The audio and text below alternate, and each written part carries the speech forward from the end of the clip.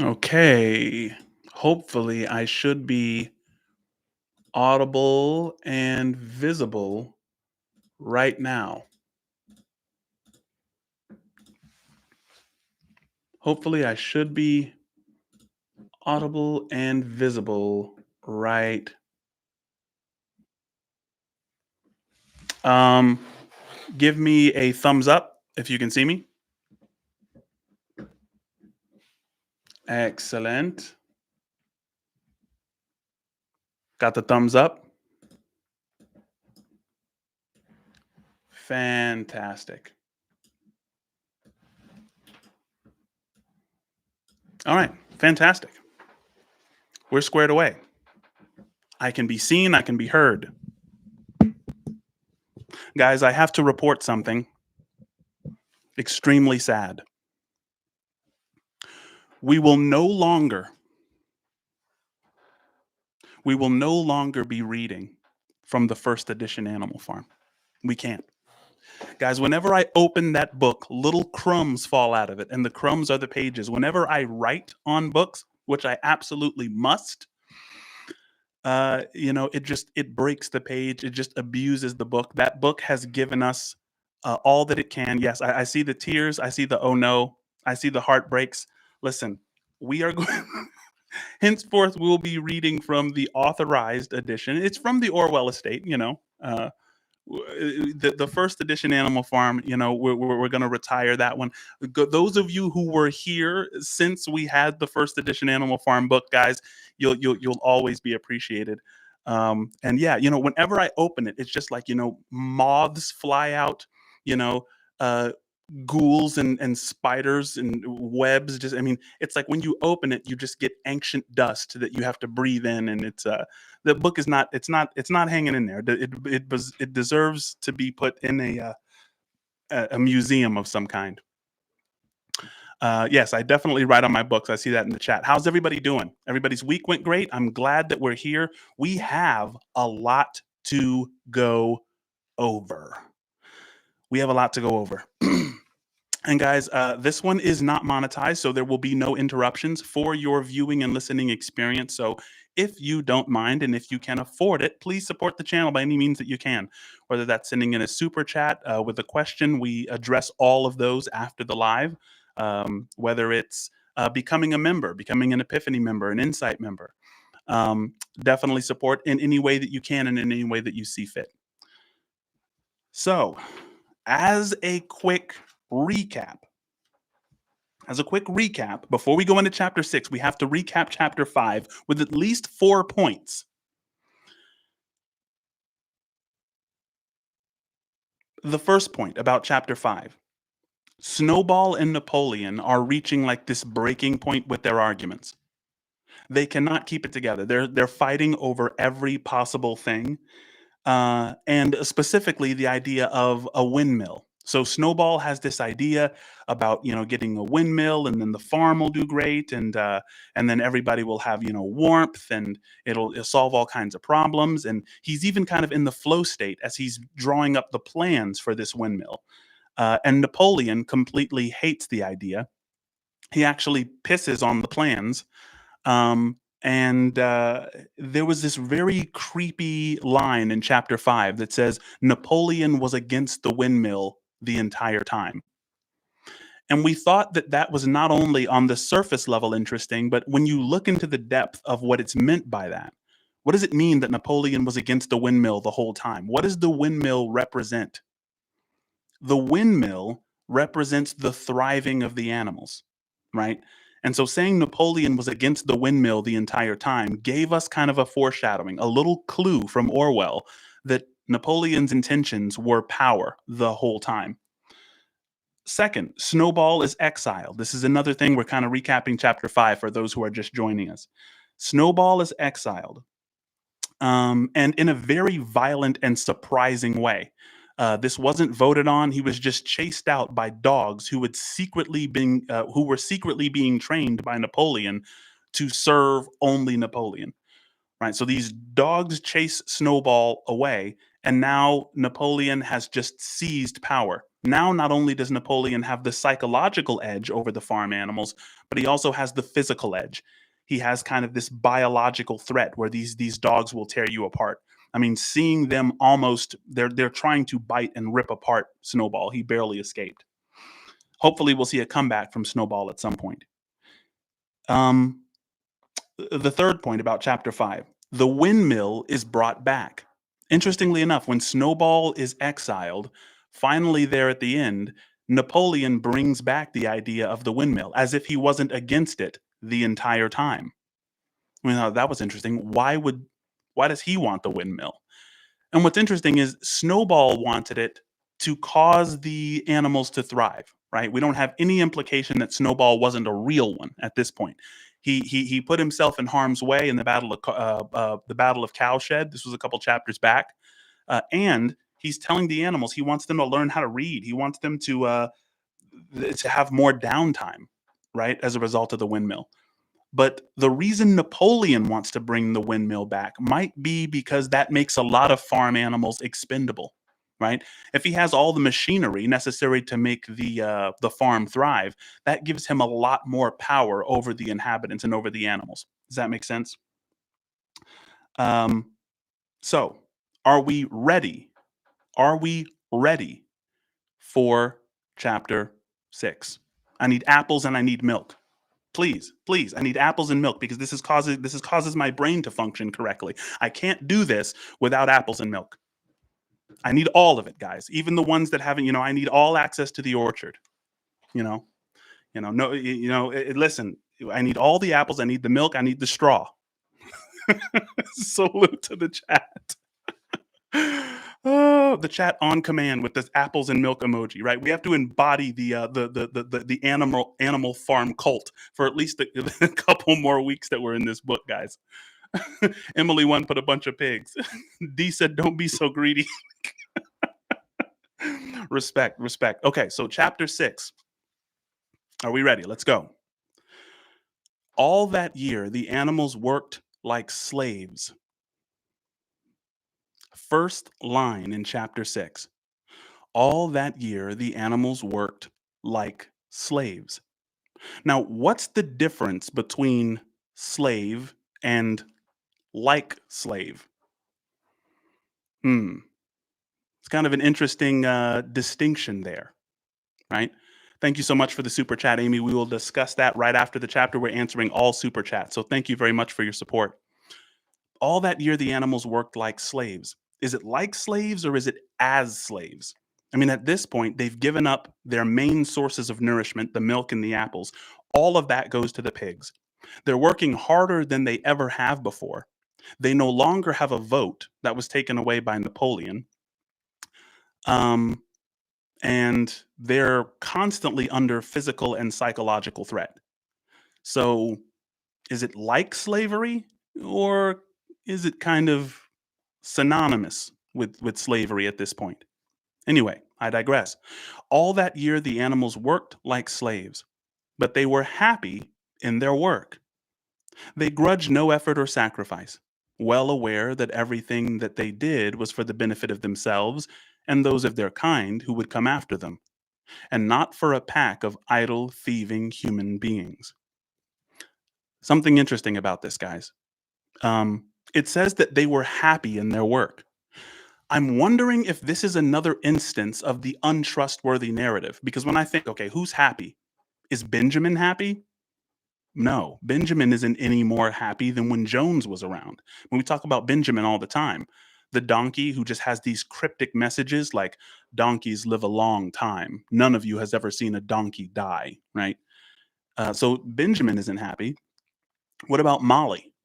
Molly wasn't happy. As a matter of fact, she ran off. No one has even mentioned Molly in months. Is Boxer happy? Well, I mean, he does have his slogans. I will work harder. Napoleon is always right. But is Boxer happy? It seems like he's gone through a lot of traumas recently, specifically the one at the Battle of Cowshed where he knocked the guy unconscious and thought that he killed him. He's dealing with a lot of internal moral dilemmas, that's for sure. What about the porkers? The porkers spoke up for the first time in chapter 5, all trying to tell Napoleon how wrong it is to have chased Snowball off and to just amass all this power for themselves. So what does it mean here that they're happy in their work? Interesting. They grudge no effort or sacrifice, well aware that everything that they did was for the benefit of themselves and those of their kind who would come after them, and not for a pack of idle, thieving human beings. Guys, it's so fascinating thinking about this. They're saying, uh, at least they're not working for a pack of idle, thieving human beings. But are the ones that they're working for idle and thieving, even though they're not human beings? I mean, look, the pigs don't work. The pigs just have excused themselves from any manual labor, chalking this all up to their mental labor, right? Um, Napoleon has stolen all the apples and all the milk, all the pigs have, right? But their identity, the identity of the animals, has been completely lost in their slogans. They don't even realize that they're still, serving a pack of idle thieving. It's just the human being thing. It's like they're just given pleasure by the most transient things. It's almost like you hear people. I mean, today people today have the mentality: I'm willing to be taken advantage of, just not by liberals or just not by conservatives, right? And it's like at some point you're just worshiping a slogan, and it doesn't really matter how you're being treated at the end of the day. Throughout the spring and summer, the book continues, they worked a 60-hour week. And in August, Napoleon announced that there would be work on Sunday afternoons as well. Wow. Working on Sundays. I was when I read this, I did a little bit of research into the day of rest, like the Sabbath day, the Jews in the Old Testament. And one of the reasons, because the Sabbath day law in the Old Testament is really, really stringent. It's like it's actually weird. It's like you're not allowed to plow. I mean, you're not even allowed to pluck things out of the field to just casually eat. You're supposed to avoid all of that. And it dawned on me that the reason that there were such strict rules against labor on the Sabbath is because the ancient Hebrews kind of had an understanding of how difficult it is to actually stop working. Have you guys ever noticed that? For me, I've had to do that too. I've had to recognize, like, man, even when I'm relaxing, I'm kind of working, right? Even when I'm supposed to just be having chill time, it's almost like I'm just preparing for work. Even like the 15-minute break, the half an hour break at work, it's almost like you can use that time sometimes just preparing for work, almost as if the reason for life isn't resting anymore. The reason for life is just work. And so Napoleon saying that there's going to be this Sunday afternoon work, right, is just kind of a subtle transition, right, from working for the sake of leisure into leisure for the sake of working, right? It just kind of flips that idea on its head. But this work was strictly voluntary. But if any animal absented himself from it, he would have his rations reduced by half. Yeah, sounds pretty voluntary, right? Even so, it was found necessary to leave certain tasks undone. The harvest was a little less successful than in the previous year. Pay attention to this part. The harvest was a little less successful than in previous years, and 2 fields, which should have been sown with roots in the early summer, were not sown because the plowing had not been completed early enough. It was possible to foresee that the coming winter would be a hard one. Guys, here's one of the big problems.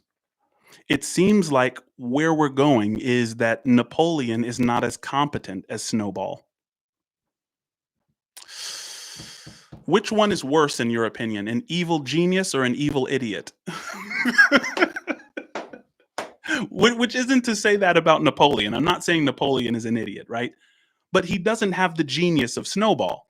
Which one, according to you, which would you rather live under? And God forbid you live under either. But would you rather live under the tyranny of an evil genius or an evil moron? Which one? If you had to choose, Rose says evil genius. Evil genius. People saying giving me the evil genius. Yeah. Okay, interesting. Because the thing is, I mean, I feel like an evil genius can get a lot more accomplished, and the evil moron might have, it might be easier to overthrow them, but they're also very probably skittish, right? An evil moron is going to push the button, right? Yikes.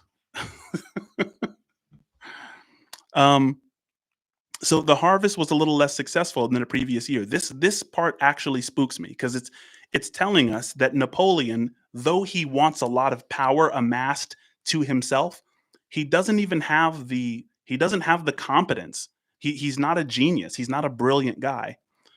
So the harvest was a little less successful than the previous year, and two fields which should have been sown with roots in the early summer were not sown because the plowing had not been completed early enough.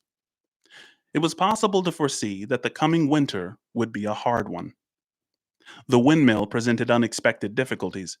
There was a good quarry of limestone on the farm, and plenty of sand and cement had been found in one of the outhouses, so that all the materials for building were at hand.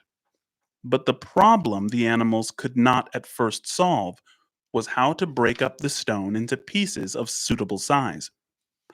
There seemed no way of doing this except with picks and crowbars, which no animal could use because no animal could stand on his hind legs. Only after weeks of vain effort did the right idea occur to somebody, namely, to utilize the force of gravity. Huge boulders, far too big to be used as they were lying all over the bed of the quarry.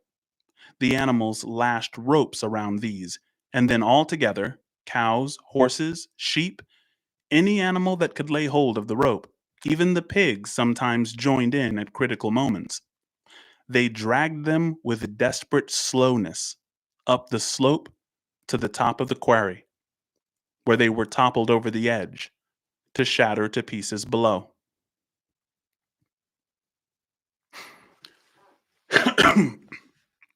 Guys, I wonder if you guys are familiar with the myth of Sisyphus.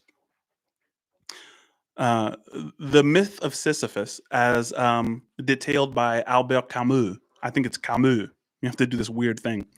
Uh, there's a clever king who's known for angering the gods by cheating death.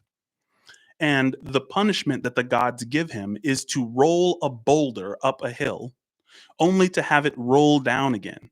And then he has to just go down and roll it up again. It's a sign of endless meaninglessness, futility, endless, meaningless, hard labor, which is ultimately futile.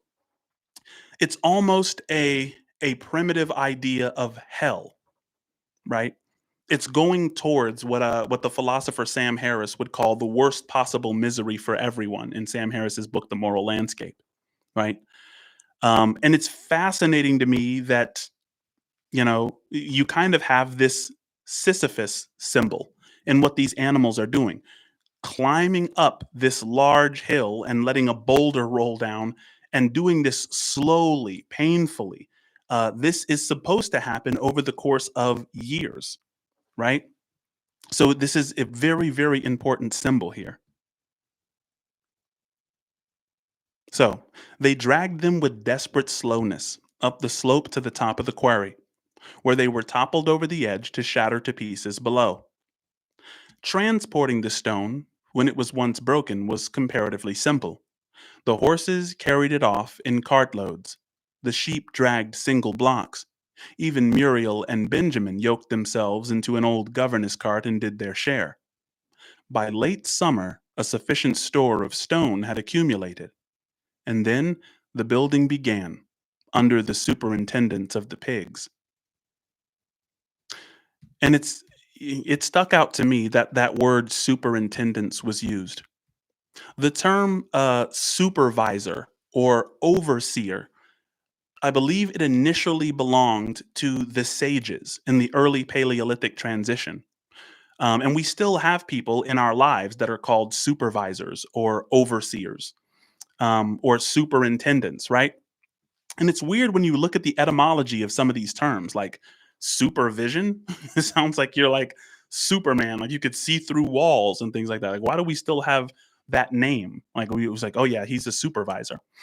Well, interestingly enough, the sages in the early Paleolithic transition, paleoanthropologists are learning that groups that had sages with them far outperformed groups that didn't have sages with them. And the reason is that these sages would invent psychotechnology for altering their states of consciousness. And they would do things like hide in caves for a month or dance around fires, inhaling the smoke and uh, covering themselves with animal skins and taking vows of poverty and vows of silence and not eating for long periods of time. And this changed mental state sometimes caused them to think outside the box. That's what you do when you have an altered mental state. You think outside the box. Certain things which weren't salient to you before suddenly become salient. And oftentimes, that thinking outside the box was exactly what was necessary to solve your problem. So that's the reason a sage or a wise person is someone you want to keep pretty close. But in this case, that term superintendent, it's unfortunate because these pigs are really only out for themselves at the end of the day. But just a word kind of about supervision and overseeing. They're supposed to be kind of general problem solvers. But it was a slow, laborious process. Frequently, it took a whole day of exhausting effort to drag a single boulder to the top of the quarry.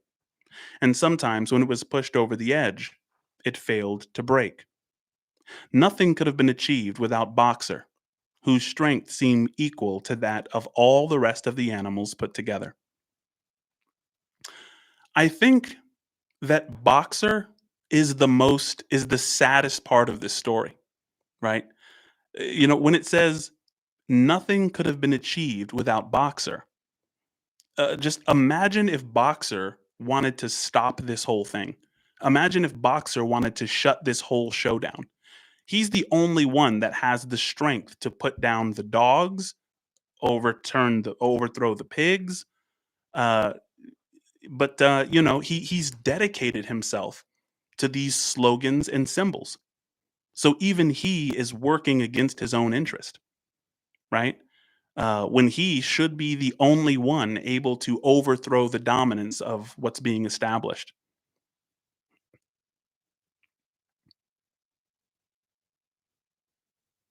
But nothing could have been achieved without Boxer, whose strength seemed equal to that of all the rest of the animals put together. When the boulder began to slip, and the animals cried out in despair at finding themselves dragged down the hill, it was always Boxer who strained himself against the rope and brought the boulder to a stop, to see him toiling up the slope inch by inch, his breath coming fast to the tips of his hooves clawing at the ground, and his great sides matted with sweat filled everyone with admiration. A couple of things. Uh, if it's been a long time since you've read Animal Farm, it might have been a long time since you read Uncle Tom's Cabin. Um, but Uncle Tom, I could see a lot of people maybe comparing Boxer with Uncle Tom. And Uncle Tom is a word that is misused today. And the reason the word Uncle Tom is misused today is because Uncle Tom, when they would do plays, and Uncle Tom's Cabin, when they would do the play, Uncle Tom would be somebody who, really is just kind of shucking and jiving for the master. And, he, you know, was really kind of dumb and kind of lazy and kind of scared. But that wasn't what the book represented. If I remember correctly, Uncle Tom in the book was actually really, really brave. Like he would actually put some of his labor in your bag so that you would hit your quota. So he would do more work and then he would share some of his work with you to make it so you didn't get in trouble at the end of the day. That was Uncle Tom. Um, and For better or worse, it just kind of makes me think. Um, but check this out. He fills everyone with admiration. That's a beautiful thing and a sad thing. That's really bittersweet because they want to be like him. He's like their mascot. Everyone looks up to Boxer, and how could you not?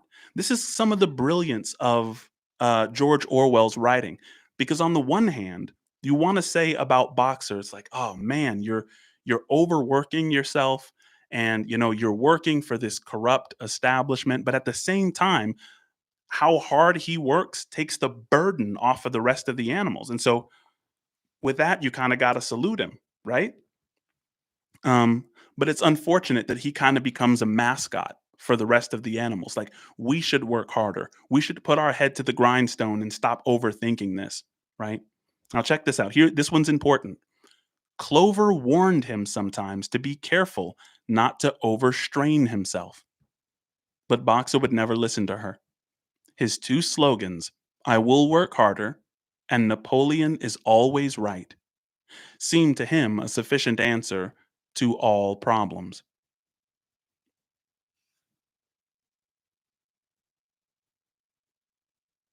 Uh, Arthur Kessler wrote a book called The Ghost in the Machine, where he calls human beings holons.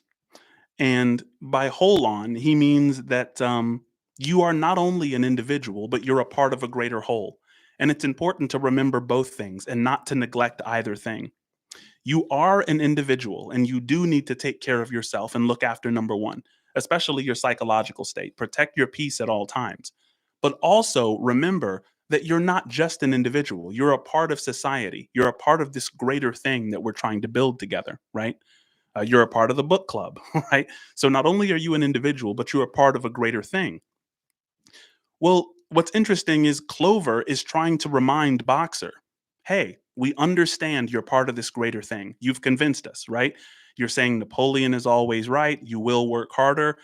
But just remember, you're also an individual.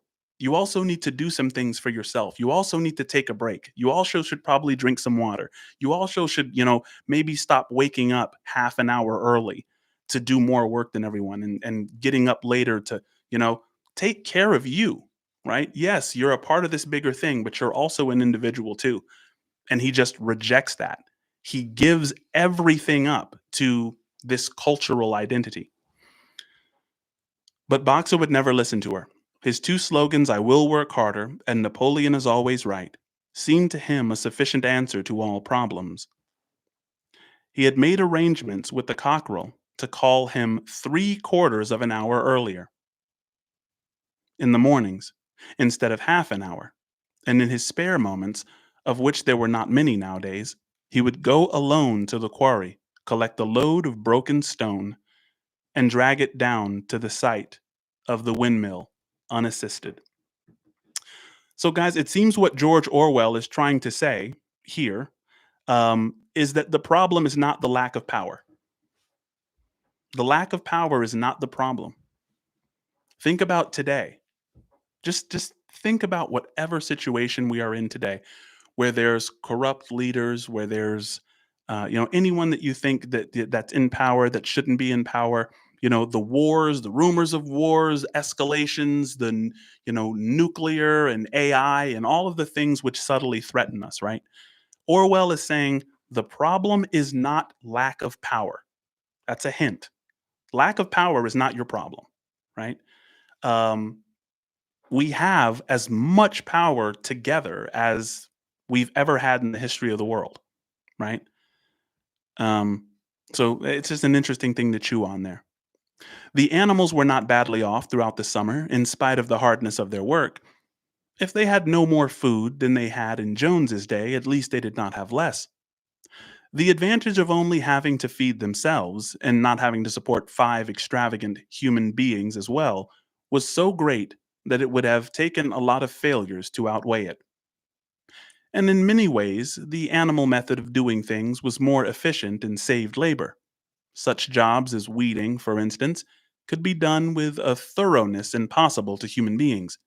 And again, since no animal now stole, It was unnecessary to fence off pasture from arable land, which saved a lot of labor on the upkeep of hedges and gates.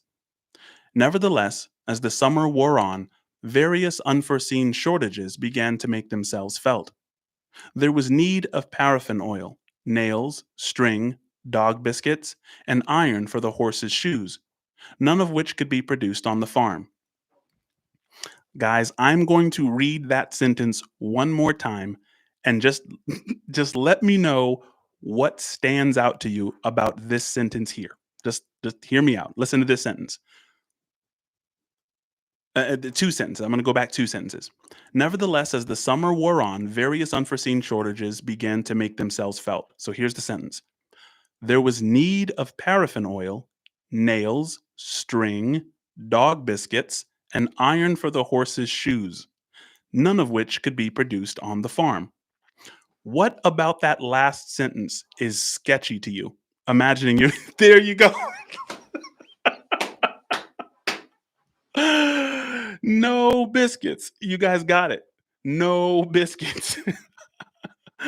Amanda says dog biscuits. Chanty says no biscuits, please.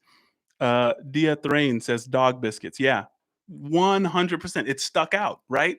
It's just like that other list, and Orwell wants you to find these things. You remember that other list, where Snowball was making these committees, and they're like, oh yeah, there's going to be the egg laying committee, and there's going to be this committee, and then there's going to be the whiter wool committee. We were all like, wait a second, whiter wool? Why do we need white wool as animals? Aren't we cool with the sheep with black wool and brown wool and gray wool? Like sheep come in a lot of different varieties, right? And if we're looking for whiter wool, is that going to involve breeding at some point? But I love how the narrator just kind of skips past all these things. Oh yeah, there's this. It's just a shopping list. You know, we have shortages. We need paraffin oil, nails, string, dog biscuits, and iron for the horseshoes. Guys, these are brutal dogs. These are brutal dogs that serve only Napoleon, and we need treats for them. We need treats. It didn't say dog food, dog biscuits, something that you give as a reward. By living in an echo chamber, and I think this chapter has a lot to do with echo chambers as we kind of devolve into slogans and symbols. Um, it's like we are making for our own enslavement, right? Uh, we do things which give power to the wrong people, right? We have to go get dog biscuits, even though the dogs are the things that are kind of keeping us down. Later, there would also be need for seeds and artificial manures, besides various tools and finally the machinery for the windmill. How these were to be procured, no one was able to imagine. One Sunday morning, when the animals assembled to receive their orders, Napoleon announced that he had decided upon a new policy. From now onwards, Animal Farm would engage in trade with the neighboring farms, not, of course, for any commercial purpose, but simply in order to obtain certain materials which were urgently necessary. The needs of the windmill must override everything else, he said. He was therefore making arrangements to sell a stack of hay and part of the current year's wheat crop. And later on, if more money was needed, it would have to be made up by the sale of eggs, for which there was always a market in Willingdon. Now, hopefully, I think, and this is Orwell's way of saying this. Hopefully, you're catching on to the sketchy part of all of these lists. We're going to have to now engage the animals, the higher animals. Definitely, Napoleon is talking about engaging in trade with humans, and um, what he's willing to sell in exchange for these tools from the humans um, are hay, wheat crop, and eggs, right? Not the eggs. Remember Old Major? In Old Major's speech in chapter one, Old Major was saying to the hens, like, shouldn't these hens grow up? We're going to live in a time where there's no more sale of your eggs. You're going to be able to raise them, right? And now we have them being sold to humans who are not supposed to be dealt with. Animals aren't supposed to deal with the humans. You can just kind of see everything deteriorating still. So they have to be made up by the sale of eggs, for which there was always a market in Willingdon. Listen to this. The hens, said Napoleon, should welcome this sacrifice as their own special contribution toward the building of the windmill. Interesting the use of that word sacrifice.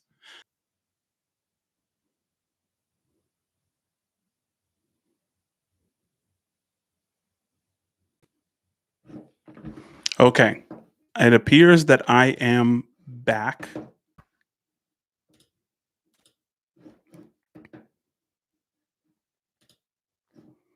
It appears that I am back.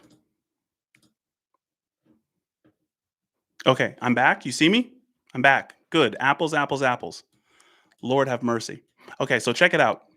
I'm going to blame because I need someone to blame in the spirit of Animal Farm. It wouldn't be Animal Farm if I didn't blame someone other than myself. So, guys, I am going to blame Quantum. Okay, I'm on my old internet service now, but Quantum Fiber. They came knocked on my door. They were like, "Hey, we have fiber, and it goes super super fast, and we'll let you try it for lots." My internet just sometimes breaks down with fiber, so I'm on my old network that didn't freeze, and hopefully we're squared away at this point. Thank you guys for sticking. Thank you guys for hanging in there. All right, so we're good. We're back, and I'm on a far better stream at this point. Yeah, the pigs are trying to stop us. We won't let it happen. Okay, so we were at the sacrifice point. Napoleon said the hens should welcome this sacrifice as their own special contribution toward the building of the windmill. Once again, the animals were conscious of a vague uneasiness, never to have any dealings with human beings, never to engage in trade, never to make use of money. Had not these been amongst the earliest resolutions passed at that first triumphant meeting after Jones was expelled? All the animals remembered passing such resolutions, or at least they thought they had remembered it. The four young pigs who had protested when Napoleon abolished the meetings raised their voices timidly, but they were promptly silenced by a tremendous growling from the dogs. Then, as usual, the sheep broke into four legs good, two legs bad, and the momentary awkwardness was smoothed over.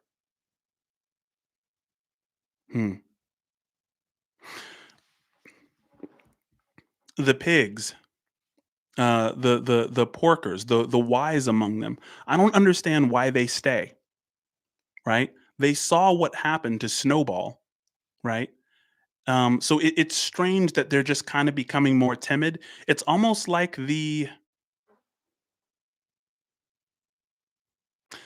it's almost like it's almost like the porkers that are still around are kind of weighing their options like, can I still get some power?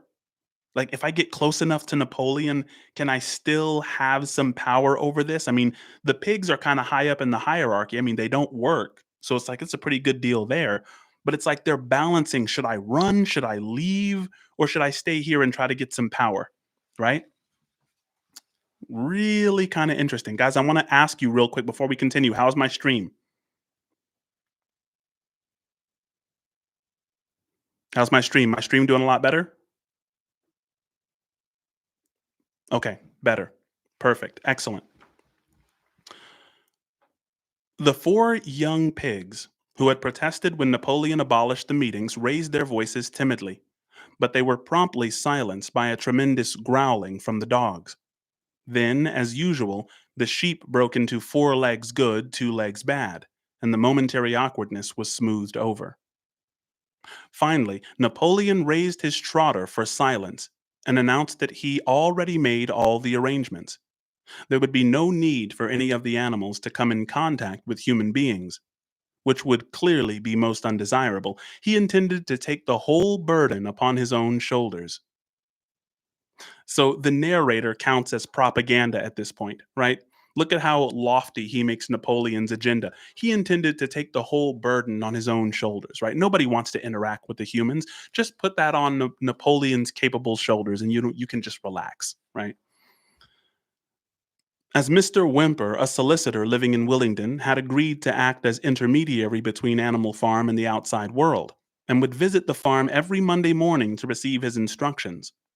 Napoleon ended his speech with his usual cry of "Long live Animal Farm," and after singing "Beast of Burden," the animals were dismissed. Beast of England, the animals were dismissed. I said Beast of Burden. That's what they are, but they sing Beast of England. Fair enough. Afterwards, Squealer made a round of the farm and set the animals' minds at rest. He assured them that the resolution against engaging in trade and using money had never been passed or even suggested. It was pure imagination, probably traceable in the beginning to lies circulated by Snowball. Look, he said that the resolution against engaging with trade with human beings, that was, that was just your imagination running away with you. Okay, let's. It's just crazy the propaganda here. I want to ask. Um, he assured them that the resolution against engaging in trade. Hang on one sec. I have to ask the oracle.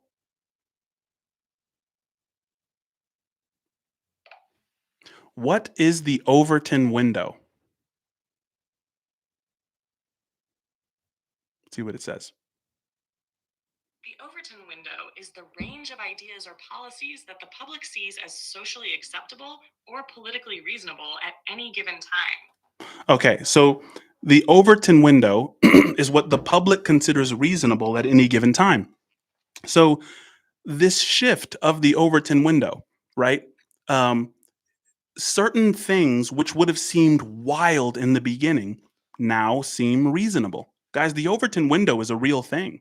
It used to be the case that that it was completely absurd for a senator to curse on TV, let's say, or for someone to attack the media, or for someone to, but the Overton window slightly shifts as we see more politicians acting the same way.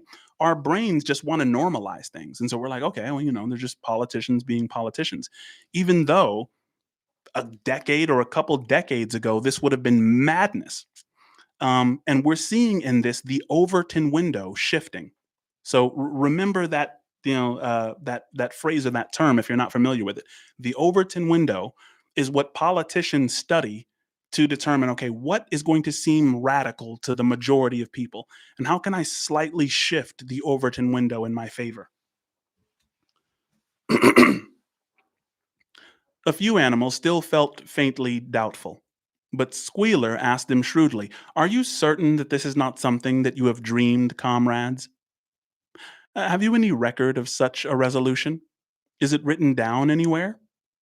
And since it was certainly true that nothing of the kind existed in writing, the animals were satisfied that they had been mistaken. Guys, certainty is not necessary for knowledge, right? Records are not necessary for knowledge. But he speaks with such conviction that they're just like, well, I guess, yeah, there's no records. We didn't write it down anywhere. So, I guess it didn't happen, right? Every Monday, Mr. Whymper visited the farm, as had been arranged.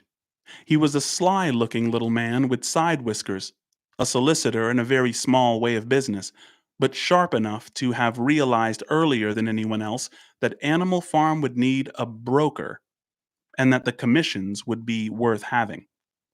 The animals watched his coming and going with a kind of dread and avoided him as much as possible. Nevertheless, the sight of Napoleon on all fours delivering orders to Whymper, who stood on two legs, roused their pride and partly reconciled them to the new arrangement. Guys, look at how very deep the propaganda is. When they see him, they are filled with dread just because he's on two legs. It's not about the content of his character. It's about the number of his legs. Judge not, my brothers, based on uh, the amount of legs, but by the content of his character. Okay, they are just the one who they should fear. The one who they will should rationally fear is Napoleon, right? But they're so inundated with slogans: four legs good, two legs bad, four legs good, two legs bad, that when they see this person on two legs, they're completely horrified just because of the propaganda, having nothing to know about this person besides two legs, even though they're actively being tyrannized by a four-legged pig. Their relations with the human race were now not quite the same as they had been before. The human beings did not hate Animal Farm any less now than it was prospering, and any now that it less now that it was prospering. Indeed, they hated it more than ever. So the human beings did not hate Animal Farm any less now that it was prospering. Indeed, they hated it more than ever.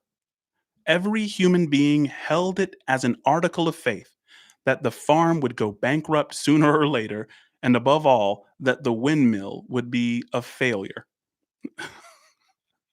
Guys, it seems like the human beings who've been ousted from Animal Farm need a new myth, right?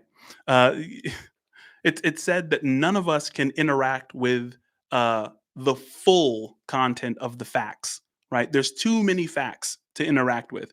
If we could take in all the facts about any situation, we'd be overwhelmed by the complexity of it. We'd be paralyzed by the complexity of it.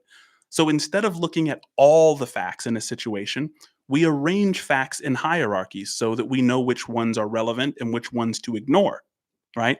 And that's your myth, right? Your myth is how you arrange the facts, how you know which ones to ignore and which ones to pay attention to. And what's interesting is that the facts, right? Um, guys, am I still audible? Can you still hear me?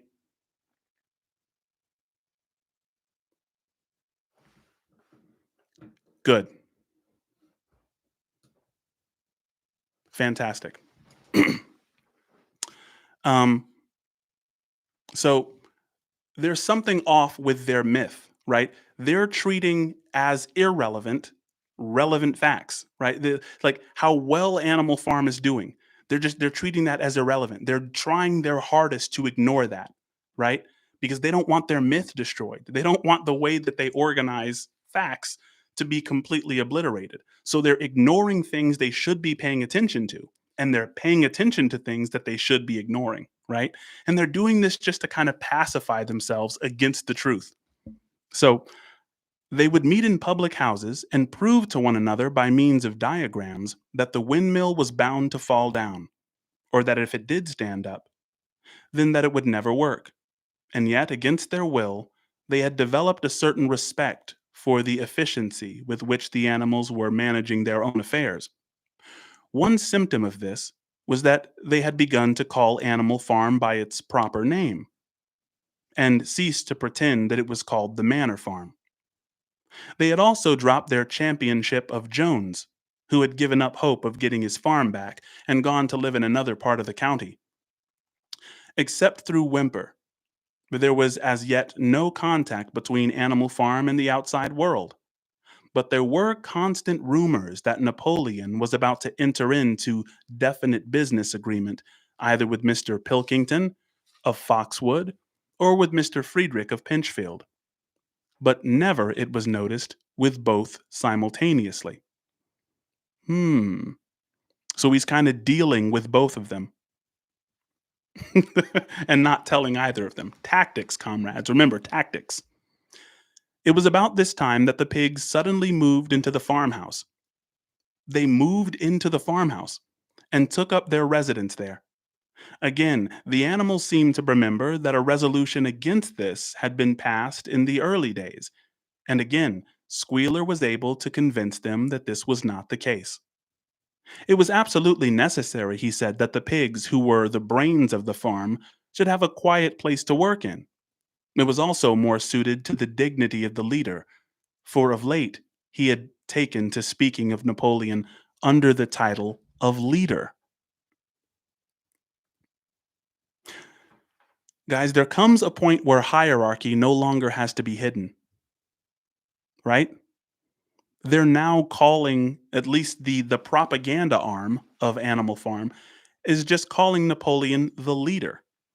Even though, we're supposed to be comrades, we're all supposed to be equal, right? Now there is a definite hierarchy and he's being called a leader. Um, but when they move into the house, right, this disturbs the animals, and Squealer convinced him that it's okay. He says it's absolutely necessary that the pigs, who are the brains of the farm, should have a quiet place to work in. It was also more suited to the dignity of the leader, right? Remember that when they took the pigs, I mean, sorry, when the pigs took the apples and the milk, it wasn't about dignity, right? It was they made up something about science and the fact that this is scientifically proven that pigs need a good stable diet of apples and milk, and we need all of that because we're doing so much brain work. I mean, it was hogwash, but at the same time, it wasn't about dignity, right? It wasn't just about ego. Now they're saying, look, the pigs need to play, and we need to honor their dignity. We should honor the dignity of our leader, right? It's now kind of about pride in a real way. To live in a house than a mere sty. Nevertheless, some of the animals were disturbed when they heard that the pigs not only took their meals in the kitchen and used the drawing room as a recreational room, but also slept in the beds. Boxer passed it off as usual with Napoleon is always right. But Clover, who thought she remembered a definite ruling against beds, went to the end of the barn and tried to puzzle out the 7 commandments which were inscribed there. Finding herself unable to read more than individual letters, she fetched Muriel. Muriel, she said, read me the 4th commandment. Does it not say something about never sleeping in a bed? With some difficulty, Muriel spelt it out. It says, no animal shall sleep in a bed with sheets, she announced finally.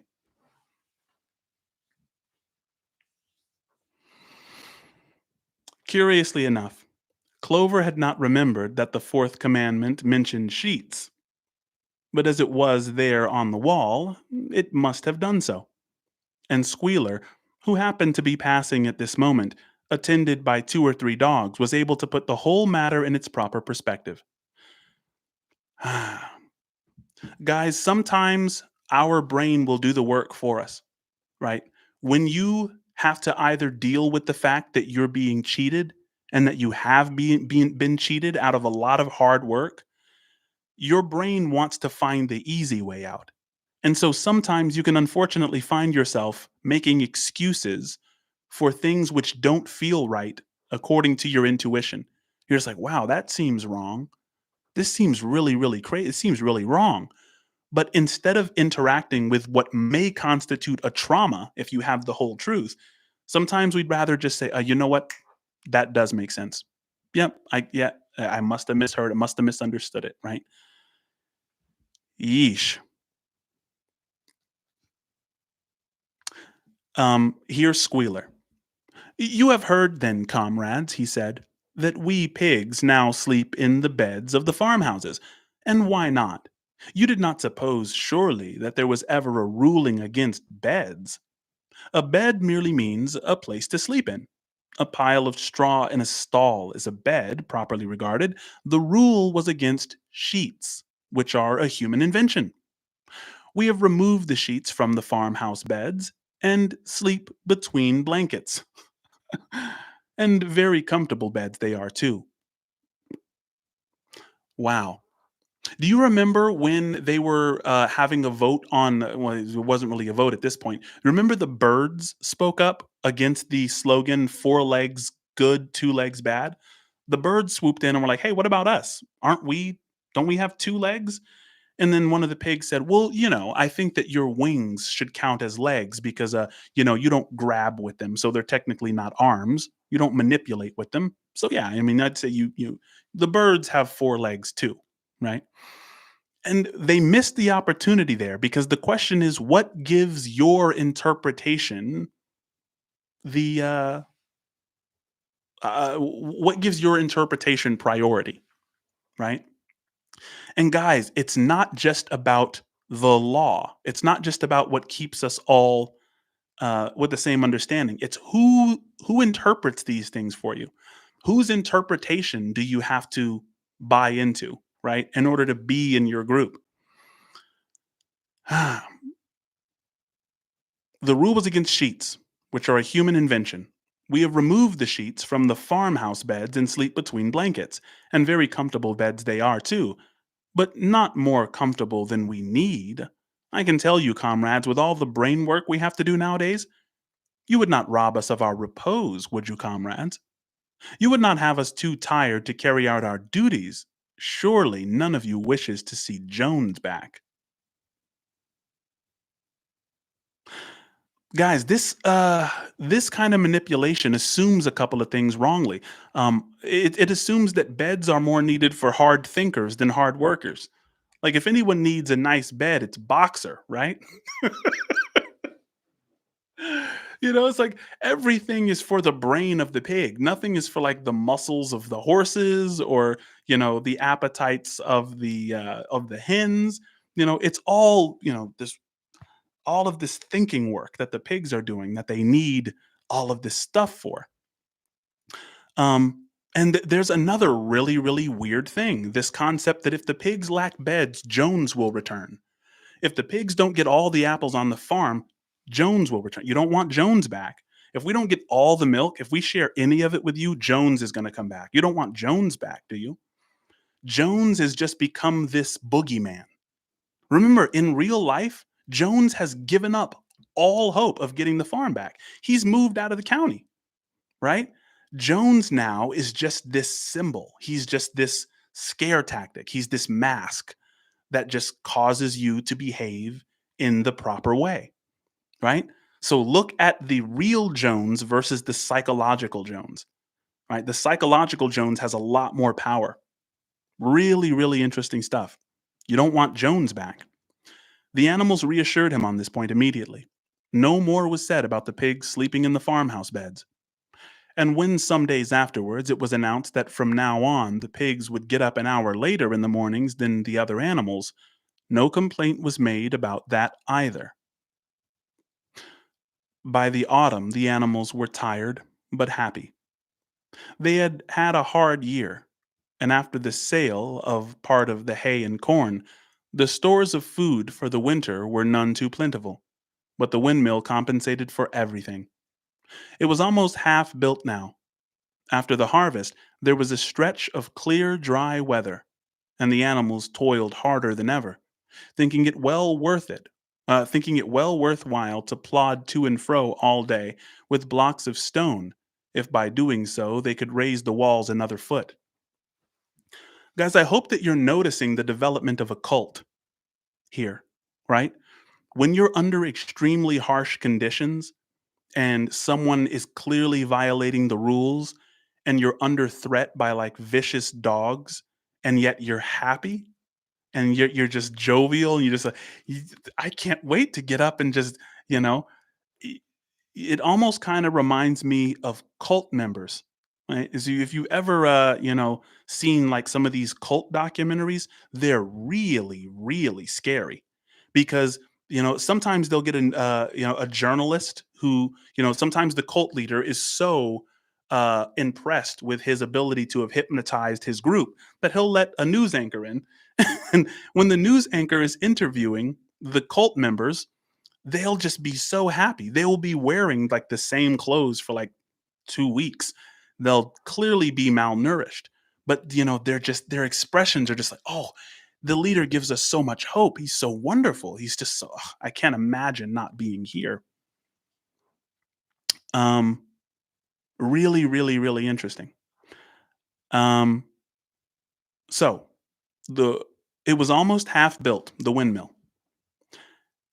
After the harvest, there was a stretch of clear, dry weather, and the animals toiled harder than ever, thinking it well worth while to plod to and fro all day with blocks of stone, if by doing so they could raise the walls another foot. Boxer would even come out at nights and work for an hour or two on his own by the light of the harvest moon. In their spare moments, the animals would walk round and round the half finished mill, admiring the strength and perpendicularity of its walls and marveling that they should ever have been able to build anything so imposing. Only old Benjamin refused to grow enthusiastic about the windmill, though, as usual, he would utter nothing beyond the cryptic remark that donkeys live a long time. Remember Benjamin's slogan? Donkeys live a long time. None of you have ever seen a dead donkey, right? I think the first time he said that, we took it to mean uh, the reason he's not happy is because he's been through this phase before. He knows where it leads. For some reason, he's unable to express to the others where it leads to. Yeah, CG Hearn says Benjamin Gang. Yeah. we need hats that say I'm Benjamin. I don't know whether you want to be Benjamin or not, right? I mean, he knows a thing or two, but his outlook is very, very dreary. November came with raging southwest winds. Building had to stop because it was now too wet to mix the cement. Finally, there came a night when the gale was so violent that the farm buildings rocked on their foundations, and several tiles were blown off the roof of the barn. The hens woke up squawking with terror because they had all dreamed simultaneously of hearing a gun go off in the distance.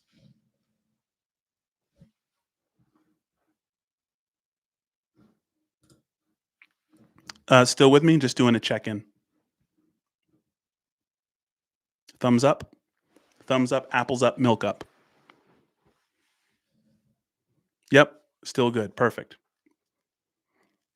The hens woke up squawking with terror because they had all dreamed simultaneously of hearing a gun go off in the distance.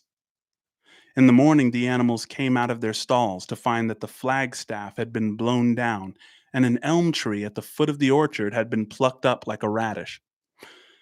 Something else I wanted to just throw in there, guys. The hens are waking up in terror because of bad dreams. Does this give any implication of the level of psychological terror that they're under? Right? I mean, the leadership on Animal Farm are just playing psychological games all day, right? Um, Changing the rules, confusing their mind. It's like, oh yeah, and gaslighting everybody. I love the ones of you who mention gaslighting. It's like you don't really remember that. Snowball wasn't a hero; he was actually against you. So go, what do you mean? There was no law against beds. The law was against sheets. You know, all of this gaslighting, causing you to uh, believe that your mind is way more fallible and that you're way crazier than you think you are. Um, and the psychological terror has such deep roots that the hens are now waking up in terror thinking that Jones is back. Even though in reality, Jones is far gone. Jones has given up, right? The only Jones is the spirit that inhabits Napoleon at this point. In the morning, the animals came out of their stalls to find that the flagstaff had been blown down and that an elm tree at the foot of the orchard had been plucked up like a radish. They had just noticed this when a cry of despair broke from every animal's throat. A terrible sight had met their eyes. The windmill was in ruins. Remember when we said that the windmill represented the prosperity of the animals, at least under Snowball? And there was this creepy line in chapter 5 where it said Napoleon was against the windmill the entire time. I think George Orwell meant for us to see the shallow rendering, but also the deep meaning. That since the windmill represents the prosperity of all the animals, Napoleon being against the windmill means that he's only out for himself, right? And now look, the windmill is in ruins, right? That should also be thought of as symbolic. This is an opportunity to recognize the futility of this entire project, right? This is an opportunity for reflection. This is a moment of silence. With one accord, they dashed down to the spot. Napoleon, who seldom moved out of a walk, raced ahead of them all. Yes, there it lay, the fruit of all their struggles, leveled to its foundations. The stones they had broken and carried so laboriously, scattered all around. Unable at first to speak, they stood gazing mournfully at the litter of fallen stone. Napoleon paced to and fro in silence, occasionally snuffing at the ground. Guys, listen. Okay, I have to ask this. Respond to me in the chat. Do you think the windmill would have been in ruins if Snowball had been in charge of building it? The person who was detailing the plans in the flow state, the pig that was really like, I want this to be done. I'm so happy. He's like, we're all gonna do so much better. I want you guys to eventually read, right? It's almost like because the plans went to someone who didn't really have love for the plans. Like when someone is trying to do something for their own gain, aren't they skipping steps? Right? Don't they? Isn't the result more important than the process, according to them? Think about that. Like whenever you want to do something for selfish reasons, it's done clumsily, right? For the most part, usually. I mean, I know you have an evil genius sometimes that like works out the details of their plans, but I mean, someone like Hitler didn't even listen to his generals. He was so arrogant that there were times where and of course, check me on this, but there were opportunities that they had to know Hitler's whereabouts and get rid of Hitler, but they were kind of afraid sometimes because Hitler's generals were so much more competent than he was. Some of the generals who Hitler just got paranoid about and stopped listening to would have maybe done a better job, destroying or taking over the world than even him. Um, but with one accord, they dashed down to the spot. Napoleon, who seldom moved out of a walk, raced ahead of them all. Yes, there it lay, the fruit of all their struggles leveled to its foundations. Unable to speak at first, they stood gazing mournfully at the litter of fallen stone. Napoleon paced to and fro in silence, occasionally snuffing at the ground. His tail had grown rigid and twitched sharply from side to side, a sign in him of intense mental activity. Suddenly, he halted, as though his mind were made up. Comrades, he said quietly, do you know who is responsible for this? Do you know the enemy who has come in the night and overthrown our windmill? Snowball, he suddenly roared in a voice of thunder. Snowball has done this thing. In sheer malignity, thinking to set back our plans and avenge himself for his ignominious expulsion, this traitor has crept here under cover of night and destroyed our work of nearly a year. Comrades, here and now I pronounce the death sentence upon Snowball, animal hero second class, and half a bushel of apples to any animal who brings him to justice, a full bushel to anyone who captures him alive. Meritorious manumission. Meritorious manumission. Uh, Meritorious manumission was slave law, right? It was if a slave would do something to make the master rich, he would be given something like a bushel of apples. Maybe he'd be given a couple days off. Maybe he'd be given a beer, right? A new pair of Brogaines. um, if the slave if the slave made some invention to get the master rich, if the slave saved the master's life, he might in some instances get his freedom, or at least get elected from field slave to house slave. If a slave told on another slave, like if a slave was hearing rumors that another slave wanted to run off in the middle of the night, and then you come up to the masters and you say, hey, this guy's planning to run, make sure you get him and teach him a lesson, type of thing. That kind of activity could get you rewards as well. This is called the meritorious manumission process, and it seems like it's beginning here. What's interesting is that the beginning of the chapter says they were working like slaves. And then the end of the chapter, Napoleon is like, I'll give a bushel of apples to whoever captures Snowball so we can kill him. It's a meritorious manumission, right? It's like, whoever can empower me by doing my bidding, I'll give you something that you used to have for free. Apples used to just be their diet, guys. They used to just eat this. This used to be theirs. And now it's being given as a reward for killing somebody, for uh helping someone, with their death sentence. Crazy.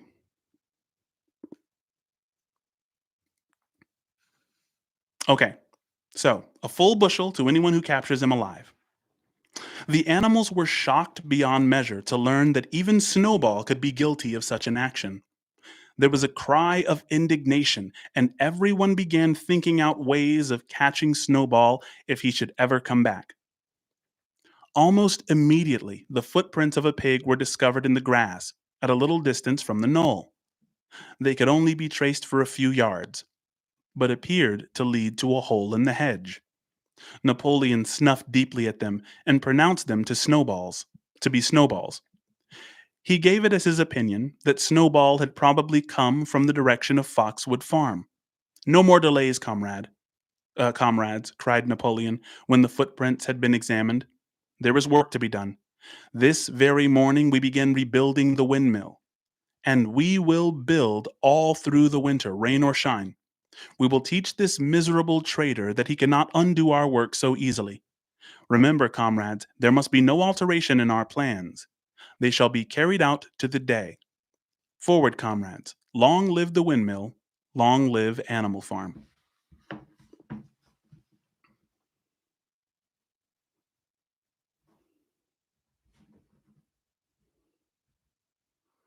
That's the end of the chapter.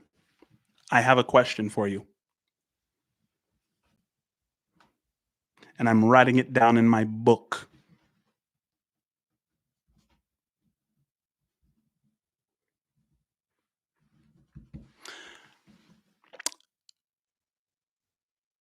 Guys, did Napoleon destroy the windmill, in your opinion?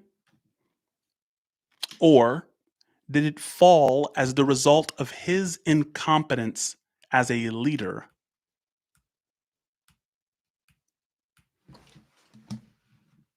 Because on the one hand, I want to say that Napoleon destroyed it himself just to see how much power he actually has. Sometimes sick tyrants will just do that. Will just say, I want to see who's going to test me if I knock this thing over and start you over from the very beginning. I want to see who has the balls to stand up to me so that I can make another example out of somebody. Sometimes tyrants will do things like that. However, I am convinced that because of he's like, oh, it's going to take this long, and it's going to because of all the setbacks that they have. He's just not as smart as Napoleon. So there's a part. I'm sorry, Napoleon's not as smart as Snowball. So there's a part of me that wants to say it's just his incompetence. This thing was made to fall. He doesn't care. He doesn't care about the animals. He doesn't care about their nourishment. He's taking off their rations. He's overworking them. He's working them on Sundays now, right? He's confusing their minds with all these rules and threatening them with Jones. So, there's a part of me that that wants to say it fell down because the leaders don't care. Ron says it fell by incompetence. Brenda says he is incompetent and blaming Snowball. Shanti says both. Could it be both? That it was poorly done, and evidently poorly done because of the fact that and he knocked it over out of anger. It could be both. And guys, it's strategic either way, right? It's like it's possible that he knocked this thing down to have something to blame Napoleon for, to blame Snowball for, and to say, look, can I actually pass a death sentence on an animal? Do I have that much control at this point? It's just kind of asking the question, like, we're in the house, we're laying on beds, we've told them that the whole thing is sheets, and they're buying into all that. Let's just do a test to see how much control we actually have. Can I knock over all their work, blame Snowball, and then pass a death sentence on him with no vote? Maybe it's just testing to see how much power he has. So I'm writing this down in my book. Option 1, Napoleon destroyed the windmill to test his power. And number 2, the windmill fell due to Napoleon's incompetence and the exhaustion of the animals.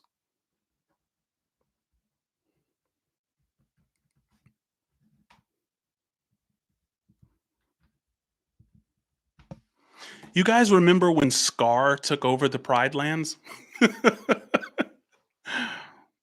um, and you get kind of a look at Scar's at how the Pride Lands look now that Scar's, and you just see like bones. Everything's kind of gray. All the animals are malnourished, including Scar, including the henchmen of Scar.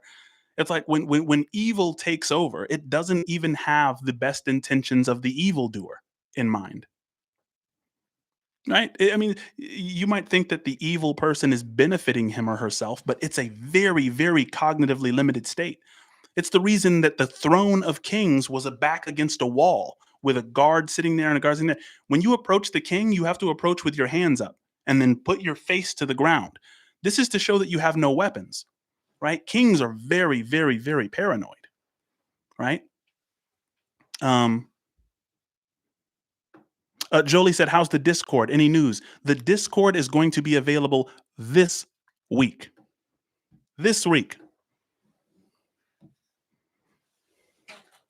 Everyone in the chat will work Sundays for the Discord.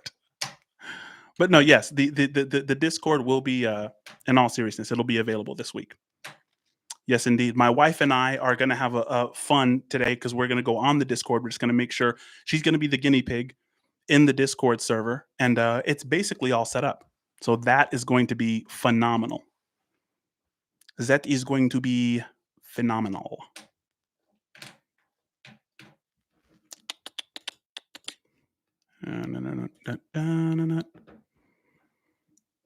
Mighty Mouse upgraded membership to Epiphany member.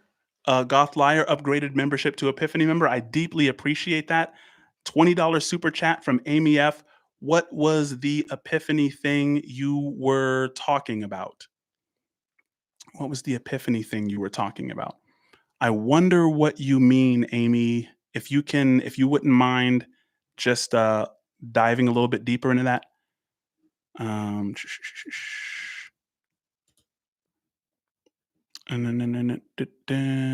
Lauren, thank you so much for the super chat. Apples and milk, thank you. Roofs, another super chat just came in. Thank you very much. I appreciate it. I deeply appreciate it, guys.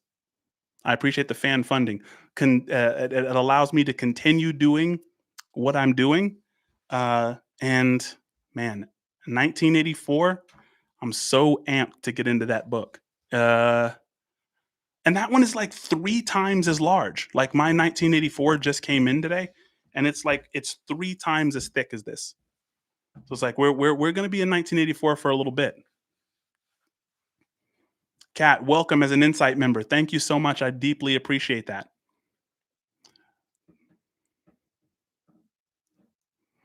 Belle says, I absolutely love you, Mr. Biscuit. Let's all give each other a hug. So glad to have you all. I love you too. And by love, I mean the felt recognition of our shared being.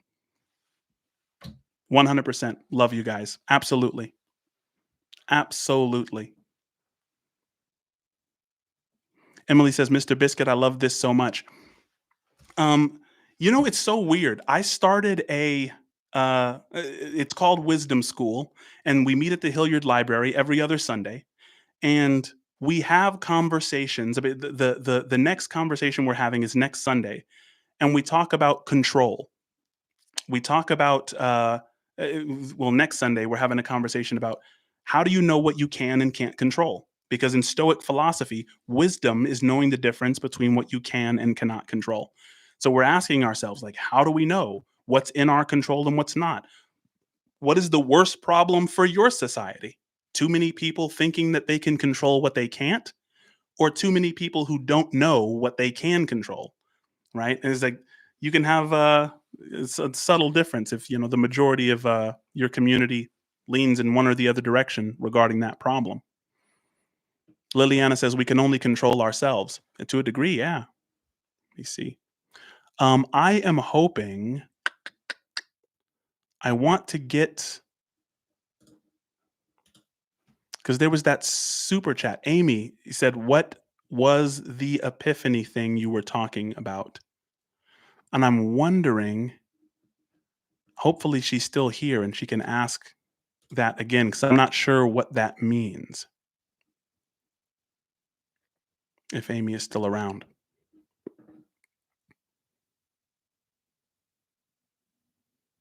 Yeah.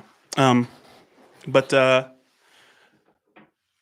an insight is it's an aha moment. It's like, oh, it gives you the ability to see a problem in a way that you hadn't seen it before, which usually helps you solve it. Um, an epiphany is like a rearranging of your salience landscape.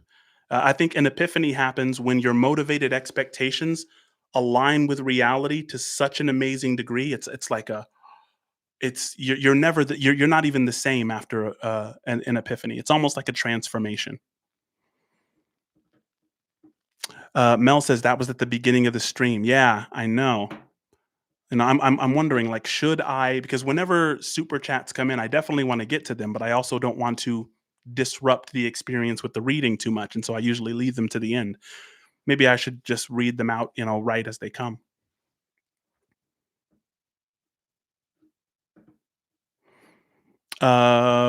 Patty says it's always nice to see that there are so many people who are not stuck in left or right extremism, but in logical thinking and objective observation. Yeah, 100%.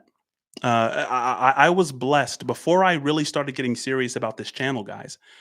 I was blessed to work in a job where my job was essentially to sit down with homeowners and talk to them about their windows, roofs, gutters, windows, uh, baths, and I would sit down with people on the far right and the far left and have incredible times and incredible conversations and make incredible friendships with both sides. And so that led me to believe, like, oh, wait a second. I was afraid of the world, not because the world is scary, but because the algorithm responds to my fear and my hatred and my anger.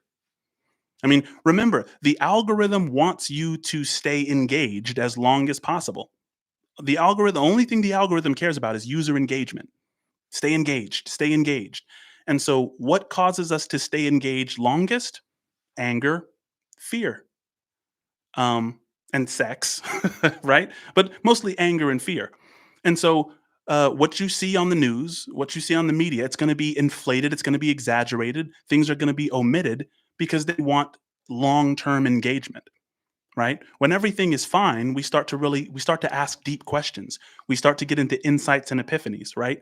Um, but it was just such a blessing being able to sit down with people as my career last year. Um, and yeah, I got to see far left and far right in real time, and they're not as different as they think they are because of the media.